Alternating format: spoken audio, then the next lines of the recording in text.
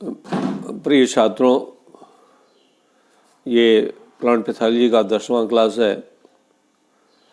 अब तक आपको मैंने बताया कि बीमारी किन किन ऑर्गेनिज्म से होता है और उनके बारे में मैंने आपको बताया। फंजाई के बारे में बताया, बैक्टीरिया के बारे में बताया, निमेटोड के बारे में बताया। आज मैं जो चौथे तरह का ऑर्गेनिज्म है, एल्गी से भी पौधों में बीमारियां होती हैं। तो एल्गी के बारे में थोड़ा आपको जानकारी होनी चाहिए। एल्गी कैसी होती है, क्या होती है और ये पौधों में कौन कौन सी बीमारियां पैदा करती हैं, आज मैं इस संदर्भ में आपको बताने जा रहा हूँ। तो जैसे फंजाई है वैसे ही एल्गी है।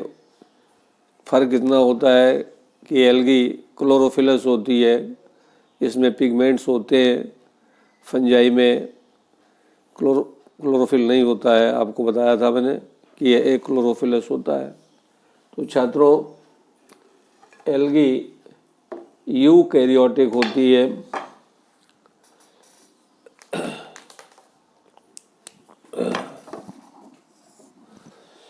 एल्गी यूकैरियोटिक होती है और आप जानते हैं यूकैरियोटिक उन ऑर्गेनिजम्स को कहते हैं जिनमें न्यूक्लियस अस्पष्ट होता है, न्यूक्लियर मटेरियल न्यूक्लियर मेम्ब्रेन से कवर्ड होती है।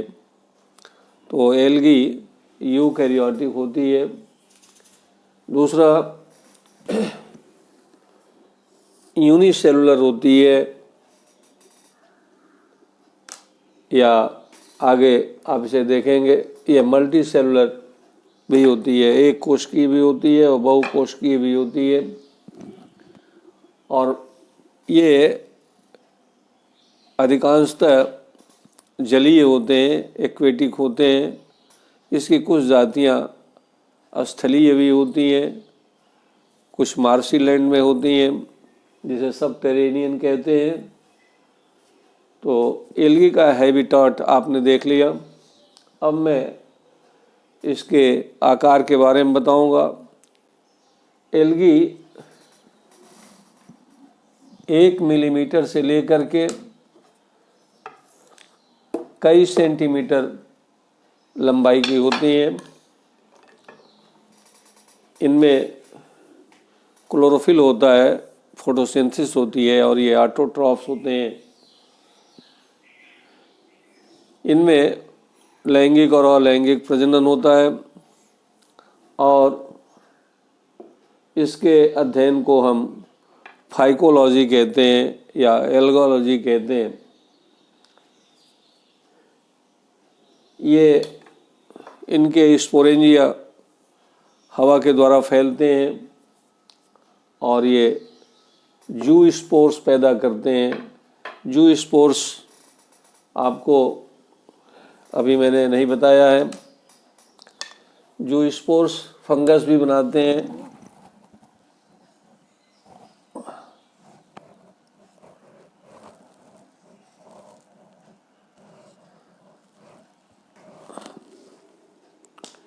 ये जू स्पोर्स में फ्लैजिला होता है, ये जिसके द्वारा इनका मूवमेंट होता है। ये यूनिफ्लैजिलेट, बाईफ्लैजिलेट दोनों ही तरह के होते हैं।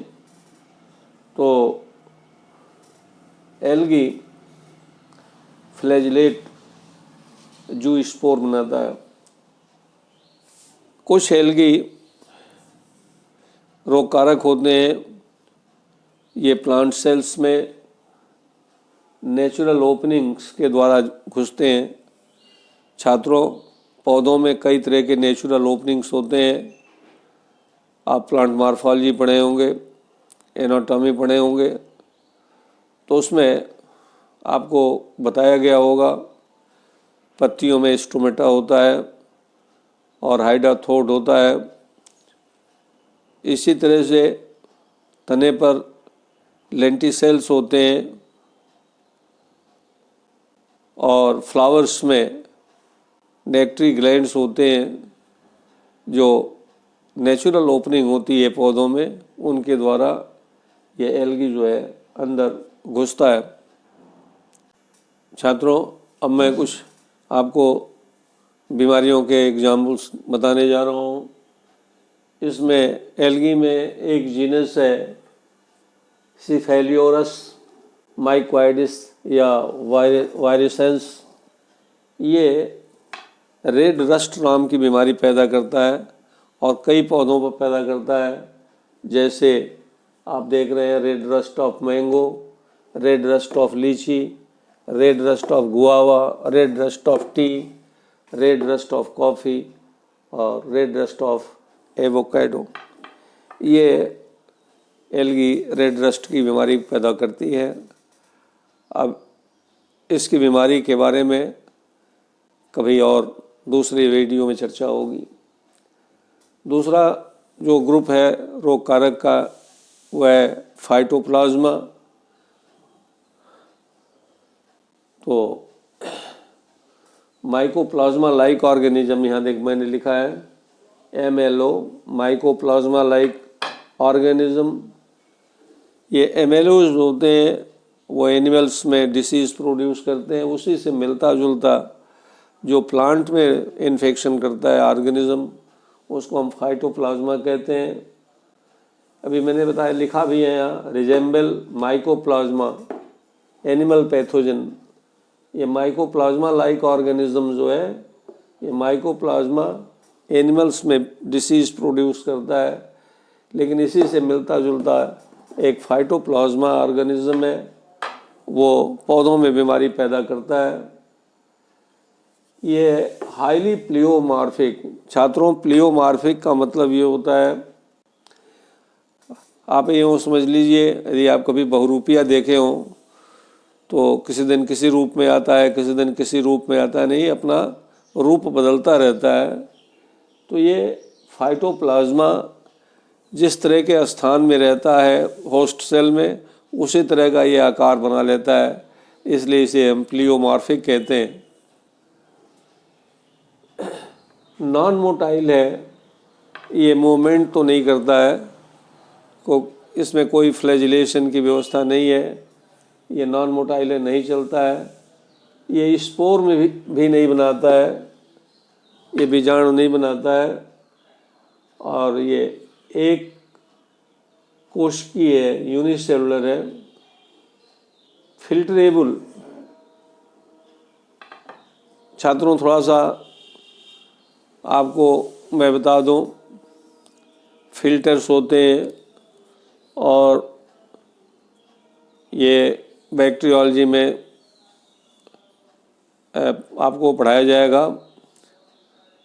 कुछ ऐसे जीव हैं जो बैक्टीरियल फिल्टर से छन जाते हैं, बैक्टीरियल फिल्टर को क्रॉस नहीं कर पाते हैं, लेकिन ये फाइटोप्लाज्मा बैक्टीरिया से भी छोटा होता है और ये बैक्टीरियल फिल्टर से पास आउट हो जाता है, उसे छन नहीं पाता है, इसीलिए इसे फिल्टरेबल कहते हैं। वायरसेस भी बैक्टीरियल फिल्टर से नहीं छन पाते हैं, वो भी छन जाते हैं, इससे फिल्टरेबल होते हैं। और इसीलिए यहाँ आगे लिखा हुआ है एक्सट्रीमली स्मॉल, ये अत्यंत छोटे होते हैं।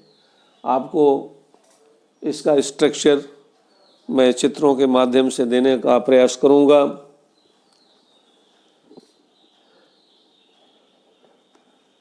ये सामान्यतया अंडाकार होते हैं और इनका कुछ फिलामेंटस रचनाएं भी दिखाई पड़ती हैं, देखी गई हैं, बताई गई हैं। इनमें जो सबसे बड़ी खास खासियत ये होती है कि इनमें सेल वॉल नहीं होता है। इनमें एक 3 परत वाली मेम्ब्रेन होती है, झिल्ली होती है, जो इसके मटेरियल को अंदर बंद किए रहती है। सेल वॉल इसमें नहीं होता है। प्रयोगशाला में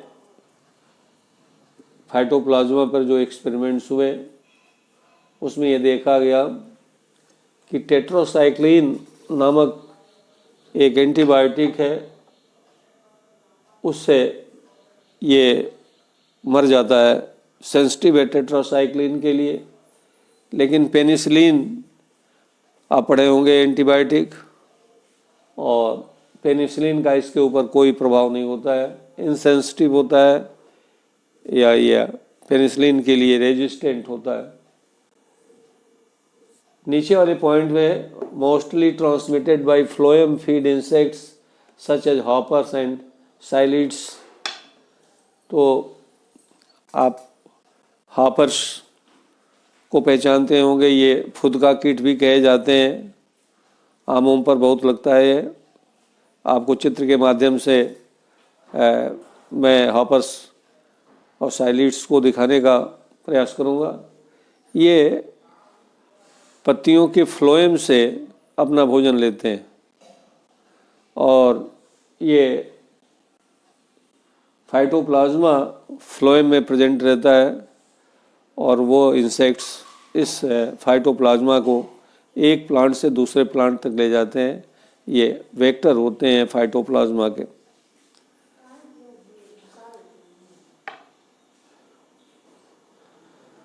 अब एक चीज़ इसमें जो इसका कैरेक्टर है ये बड़ा इम्पॉर्टेंट है।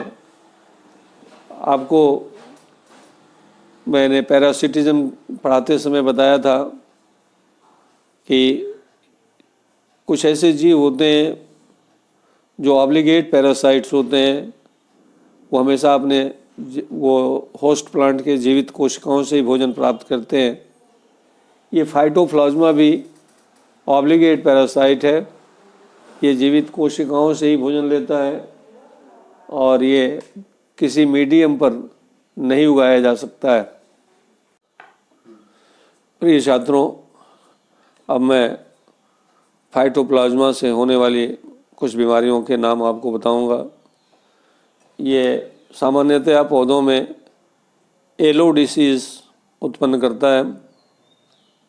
जैसे आप देख रहे हैं aster yellow, apple proliferation, European, stone fruit yellow, coconut lethal yellowing, elm yellows, ash yellows, pear decline, little leaf of brinjal, ये तो अपने अभी देखने को मिलता है बहुत, सैंडल स्पाइक, सीसेमम एफिलोडी, आप बॉटनी में फिलोडी पढ़े होंगे, आपको ध्यान होगा। वैसे मैं अभी आपको इसके चित्र में आपको दिखा दूंगा। और ग्रासी सूट और डिसीज़ और पीच एक्स, इतनी सारी बीमारियां इस फाइटोप्लाज्मा से होती हैं। इन बीमारियों से आप कम ही वाकिफ़ होंगे, यदि नहीं है हुए हैं अब तक तो अब हो जाइए।